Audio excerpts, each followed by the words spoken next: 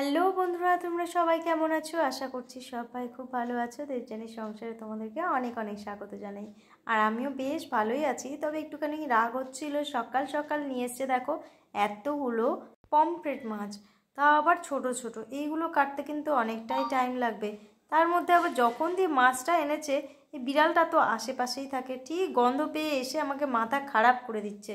ওকে এখন কখন কেটে ছেটে ছাটগুলো দেবো। তো আমি কাটতেও বসে পড়েছি। মাছগুলো কাটতে বেশ টাইম লাগবে, কি করব। এখন স্বাদের মাছ খাবে বলে নিয়ে এসছে, না কাটলে হয়। ব্যাস কাটা হয়েও গেল।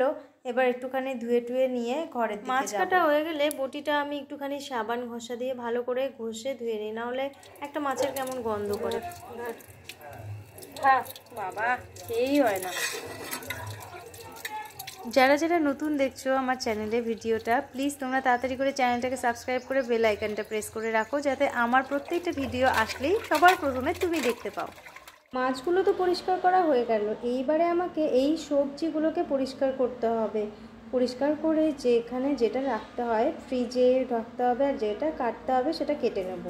আর এই হাতটা এত গন্ধ করছিল মাছ কাটার পরে, তাড়াতাড়ি করে আগে সাবান দিয়ে হাতটাকে ধুয়ে নিলাম। তারপরে ঘরে যে মাছগুলো আছে তাদের তো খেতে দিতে হবে। এই দেখো আমাদের কুচুগুলো। এই জারটার মধ্যে কিন্তু দুটো মাছ ছিল। এইটা আছে, এটা বেশ কি বলবো, কি কালারটা বলবো, বেশ আগুনের মতো লাগে কালারটা, কালচে কালচে আবার খয়েরি খয়েরি। এর মধ্যে আর একখানা ছোট্ট পুচকি মাছ ছিল, ওই মাছটার নাম জানি না। যাই হোক, ওদের দুজনকে একসঙ্গে রাখতাম, দুজনে ভীষণ মারামারি করতে বলে ও ছোট্ট পুচকিটাকে একটা ছোট্ট গোল কৌটোর মধ্যে রেখেছি, আর ওকে আলাদা জায়গায়। তারপরে এদিকে জানালা দিয়ে কুডুসের মা ডাকছিল, দিদিভাই কফি খাবে নাকি। পুরো বিয়েবাড়ির মতো হয়েছে কফিটা। এই দেখো মাছগুলোকে ভালো করে ধুয়ে নুন হলুদ মাখিয়ে রেখেছি, আর তোমাদের একটু দেখাবো বলে একটুখানি সাজিয়েছি। এখানে ডাল বসিয়েছি পাতলা করে, 5 ফোড়ন কাঁচা লঙ্কা ফোড়ন দিয়ে ডাল মুসুরির। আর এক পাশে হচ্ছে পুঁই শাক মাছের মাথা দিয়ে। মাছের মাথাটা ভেজে একবারে দিয়ে দিয়েছি পুঁই শাকের মধ্যে। সবজিগুলো হালকা করে ভেজে নিয়েছিলাম, আর সব সেদ্ধ হয়ে গেছে। এবার জলটা শুকানোর পালা, জলটা শুকিয়ে গেলে সব কষিয়ে নামিয়ে নেব। আমি শিলে সাদা সর্ষে আর কালো সর্ষে নিয়ে নিয়েছি, যেহেতু মাছটা ছোট ছোট আর পেঁয়াজ রসুন অত পছন্দ করে না বলে আমি সর্ষে লঙ্কা বাটা দিয়েই করব। সর্ষেটা আমি শিলেই বাটি, কেননা সর্ষেটা শিলে যদি বাটা হয় বেশ ভালো মিহি হয়।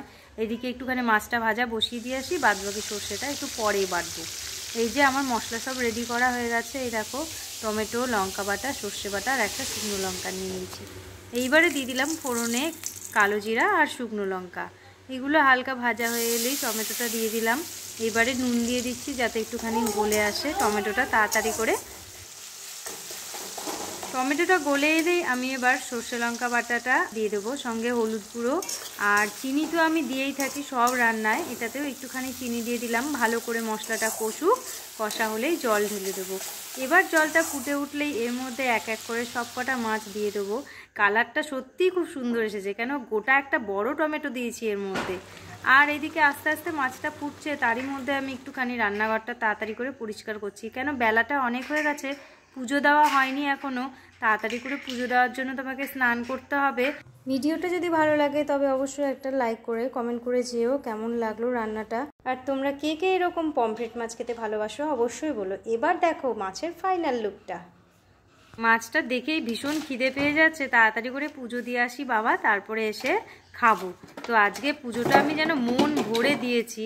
এত ফুল হয়েছিল গাছে, সব ফুল তুলে এত সুন্দর করে সাজিয়েছি। সত্যি আমার ঠাকুর ঘরে বসলে ফুল দিয়ে ঠাকুরকে সাজাতে খুব ভালো লাগে। আজকের ভিডিওটা এইটুকুই, দেখা হবে তোমাদের সঙ্গে আবার নেক্সট ব্লগে। টাটা।